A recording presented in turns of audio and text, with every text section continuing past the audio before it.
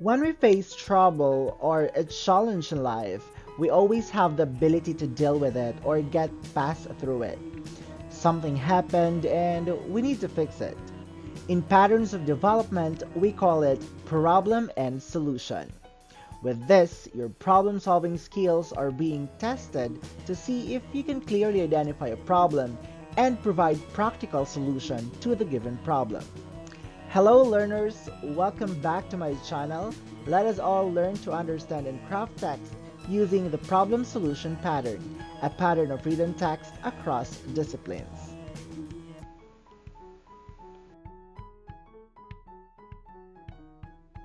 For today's lesson, we will focus on learning a problem solution paragraph.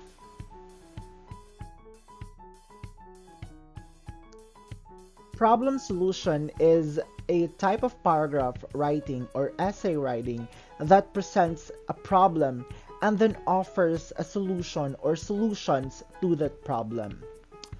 This paragraph writing is common form of writing that is being used in business and academic writing that can be used to present variety of topics in a clear and organized way.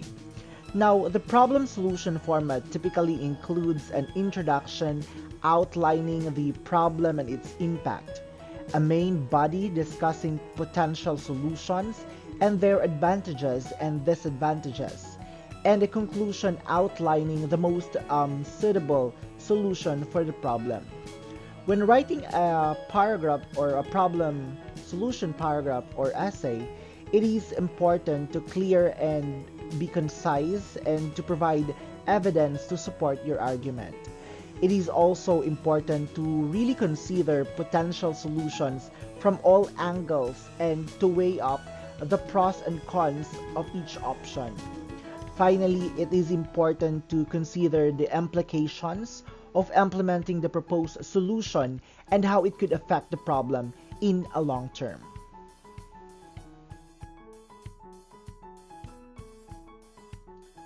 In problem solution, this may also include the pros and cons of the solutions. Now, in composition, problem solution essay is a method for analyzing and writing about a topic by identifying a problem and proposing one or more solutions.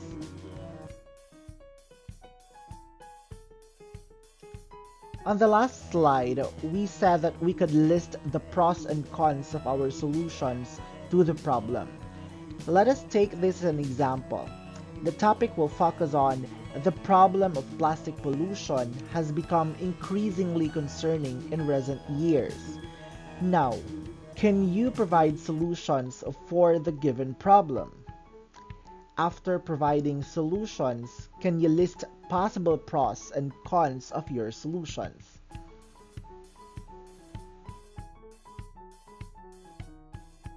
Now let's proceed to the problem or the example.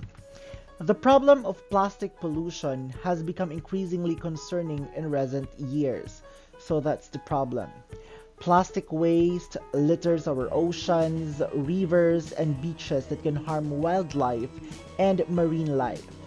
To address this problem, we need to take action to reduce, reuse, and recycle plastic. Reducing the use of single-use plastic items is a great place to start. Reusing plastic items whenever possible, such as buying reusable water bottles or shopping bags, is also a great way to reduce plastic waste. Finally, recycling plastic items is important as it helps keep plastic out of landfills and reduces the need of producing more plastic. Now let's move on to the advantages or the pros. The advantages of these solutions are that they are simple to implement, can contribute to reducing the amount of plastic in our environment, and are appropriate for the used by governments, businesses, and individuals. Meanwhile, the cons of these solutions are that they can be expensive and time-consuming to implement, and not everyone is willing to make the change, right? But these solutions are important to protect our environment and make sure that the future generations will live in a clearer and healthier world.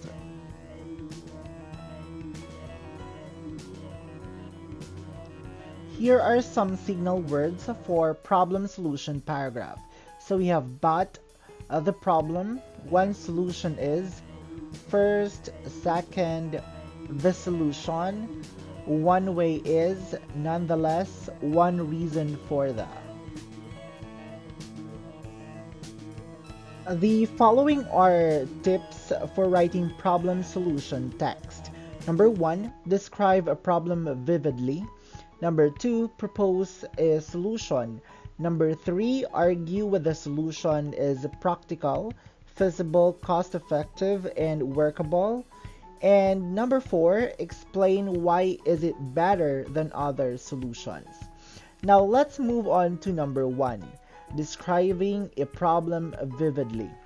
Now, describe a problem vividly. When describing a problem, it is important to be precise and detailed as possible.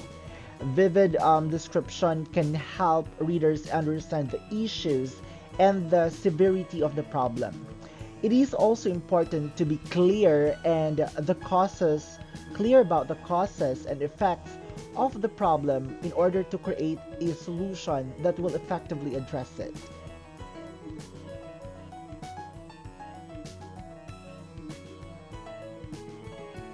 Alright, so this time let us move on to the second tip for writing problem solution text. The second tip is to propose a solution. Now, propose a solution. After a problem is being described, the next step is to propose a solution. To make a solution effective, it should be specific and realistic. It is also important to include legal steps that can be taken to solve the problem.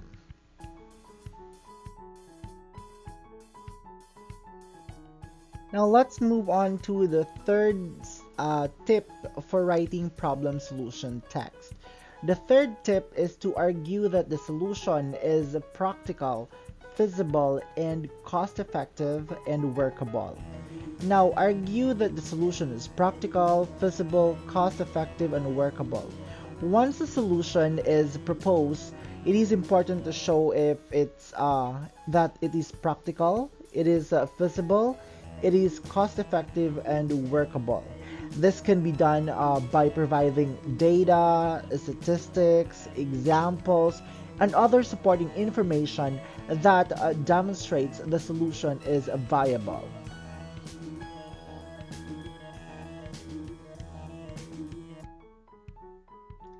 Alright, so this time let us move on to the very last tip for writing problem solution text.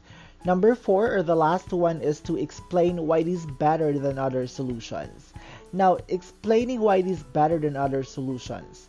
After explaining why the proposed solution is viable, it is important to really explain why it is preferable to other potential solutions.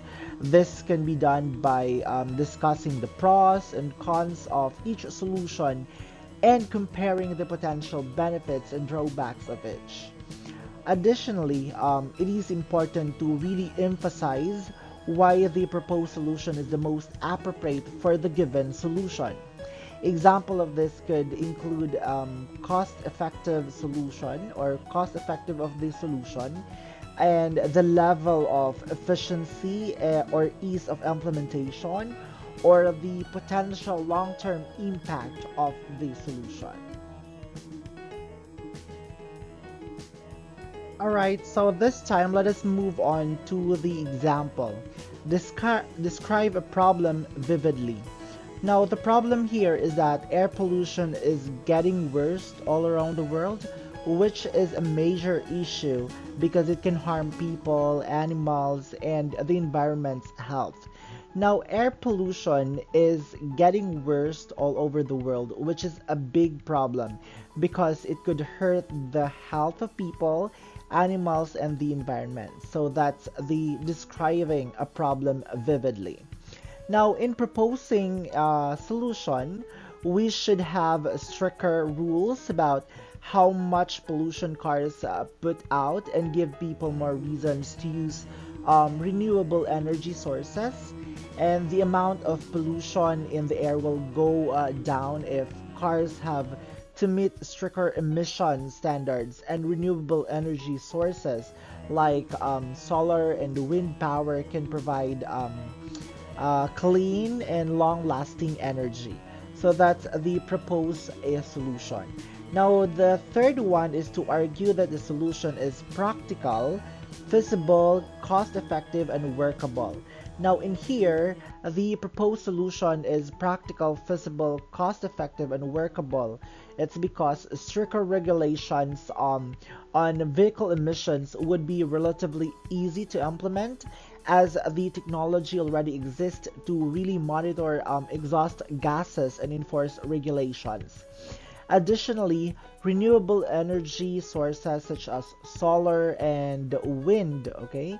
So, such as solar and wind power are becoming increasingly accessible and affordable, making them cost-effective alternative to traditional fossil fuels.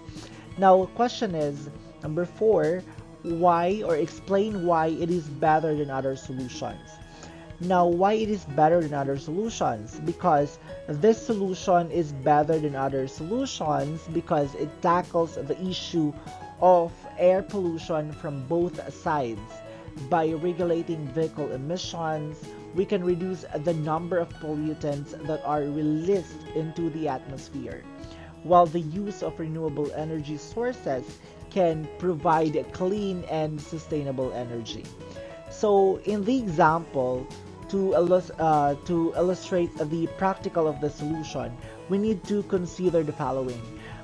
Governments could set higher fuel efficiency standards for vehicles, as well as provide subsidies for electric cars, right?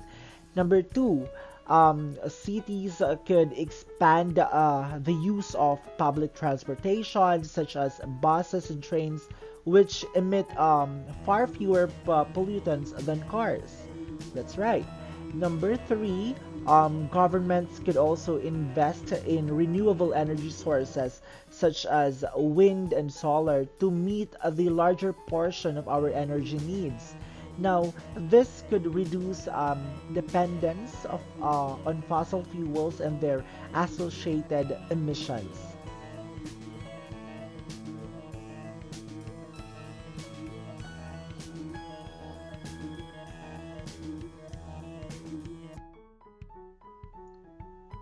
Alright, so this time let us move on to your activity.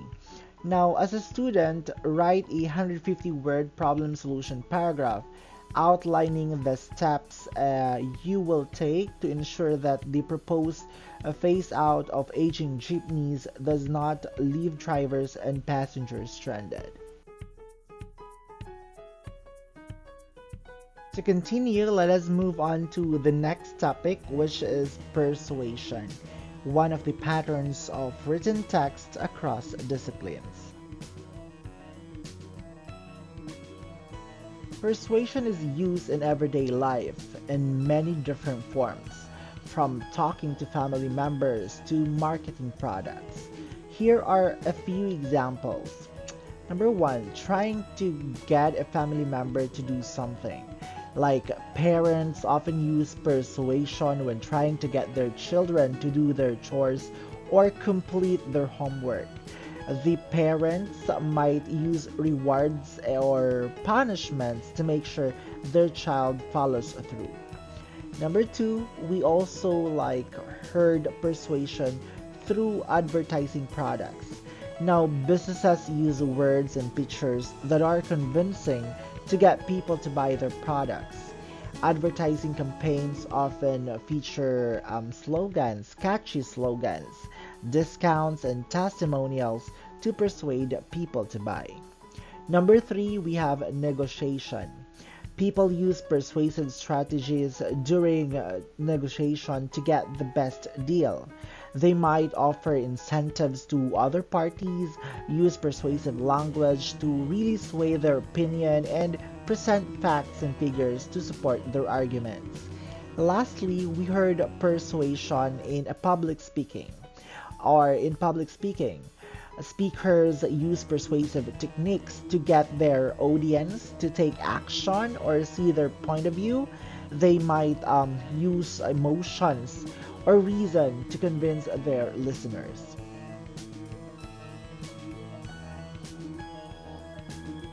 A while ago, we've discussed some examples of persuasion.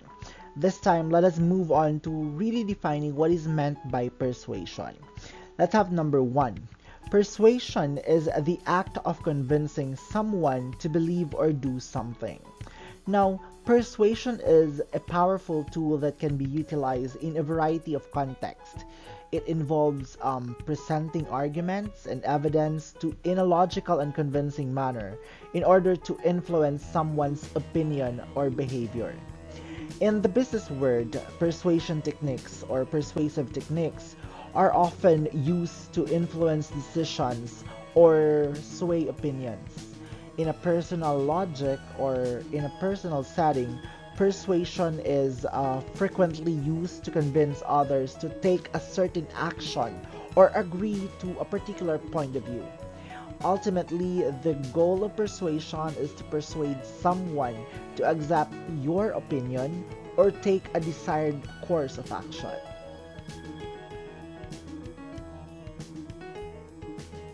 Now that we are done discussing number one, let us move on to number two.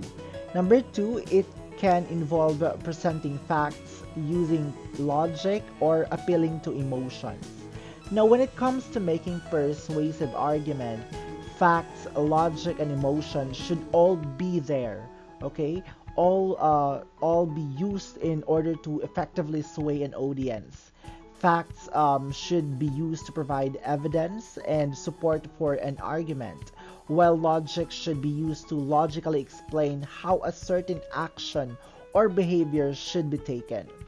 Additionally, appealing to the emotions can help create an emotional connection with the audience and can be used to evoke sympathy or passion for a particular cause. All these three elements should be used in order to create a powerful persuasive argument that will be more effective in persuading an audience. Alright, so this time let us move on to the third definition of persuasion. It is a form of communication used to influence the beliefs, attitudes, or behavior of an individual or group. Persuasion is a form of communication that is used to influence beliefs, attitudes, or behaviors of an individual or group. It involves presenting arguments, facts, and evidence to support a point of view and persuade the audience to take a certain action or agree with the speaker. It can be done in a variety of ways, such as storytelling, rhetoric, and emotional appeals. Now, it is important to remember that persuasion is not about coercing or manipulating people into doing something, but rather about providing them with information and encouraging them to make their own decisions.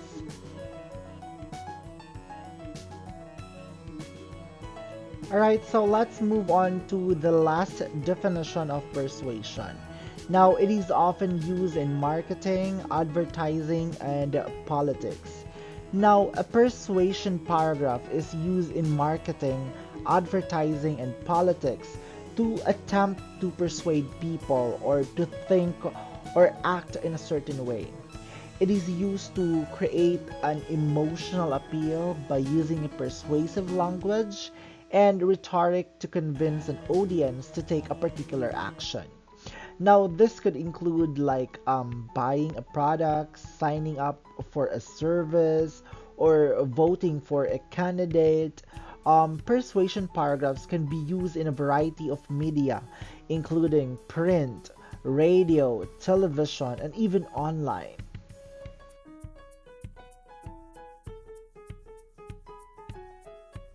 Here are some signal words that can be used in persuasive paragraph.